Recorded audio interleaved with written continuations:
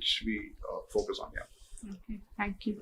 Anshika, I want to get your inputs on a specific cohort, which is Gen Zs. They are emerging as some very serious shoppers today, right? So, if we divide our consumers, based on these cohorts, how is the process of Gen Zs discovering a product or shopping for a product different? If you can walk us through, what do you notice in terms of their trends and behavior? Sure. I think I'll try to give a holistic view as much as possible. Um, in India, about 25% of the population is Gen Z, which is basically 1997 to 2012 born, right? However, if you talk about online space, 40% of consumers of India are Gen Zs. So the potential or the future that we need to see for e-commerce is lying in Gen Z space. So if you don't really cater to them, you are falling behind. Just to also put a few more numbers, had Shein been in India, even now, had it not been banned, it would have already become, with the pace that it has grown throughout the world, it had already must have become 1/3 of what, let's say, Myntra is today. Yeah. So that is the power of Gen Z. That is the power of expressionism. That is the power of trends and curation in the entire world and even in Indian market. Also, while all the big players are focusing on curating their catalogs for Gen Z, like for Myntra, you have Forward, like Flipkart has recently launched Spoil, etc. Like I said, the entire user base of Gen Z is 40%. However, in my understanding, no more than 5% of their revenue is coming from these businesses. So the potential is massive. Now, to understand a little more about where these users are. So like I mentioned, they are the most populous group in the e-com space.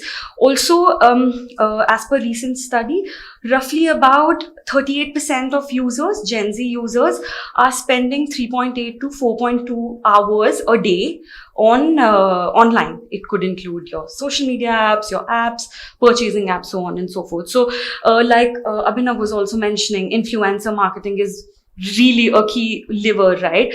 Although we will also have to think up until when, because right now everybody is saying that every other human is an influencer, right? So maybe it's going to be short-lived, but we will have to think about alternatives for that. But definitely we will have to ensure that our presence in all the online spaces is significant, be it in terms of social commerce, be it in terms of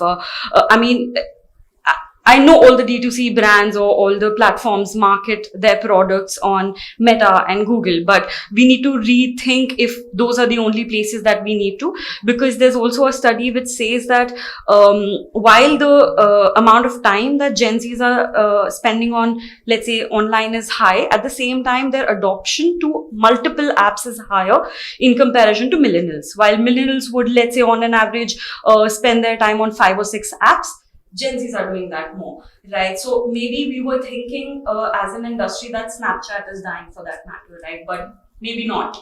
Gen Z's presence on Snapchat is much higher than millennials. So instead of restraining our marketing on, let's say, just Meta and Google, YouTube, all of those spaces, we need to really rethink to be present on Snapchat. Even building communities is what I feel, which, like for an example, Decathlon has been able to scale really well because of their strategy in communities, right? They were always against doing marketing. However, they have also adopted to it for their exponential growth, but they were always focused on communities. So maybe building communities on social media apps, or there are a lot of apps that you can do, right? So I think that's really crucial. Apart from that, other behaviors that we see for Gen Zs, which is pretty evident even on our platform per se, which matches with the number globally, is that Gen Zs are not really, like everybody is in the Indian market is saying, that are value focused. My personal opinion, also what I have seen in my app and the other apps that I work with, is they could be value focused, but if you are right in time, they have a lot of money, right? So they won't hesitate to really spend. I'll give you an example. Back when I was a kid, I would get a pocket money of 5 or 10 rupees, right? 20 years forward, even if you take a optimistic inflation rate of 6%, this 10 should have gone to 33. Right. However, right now, when I go back home, even in a tier 3, the kids of 6-7 years as well are spending daily 50 to 100 rupees. So that clearly says that the dispensable money that people have is going high. It's because of a lot of reasons. Definitely the security net is there with their parents, so on and so forth. So I just want to emphasize on the point that there's a lot of buying power.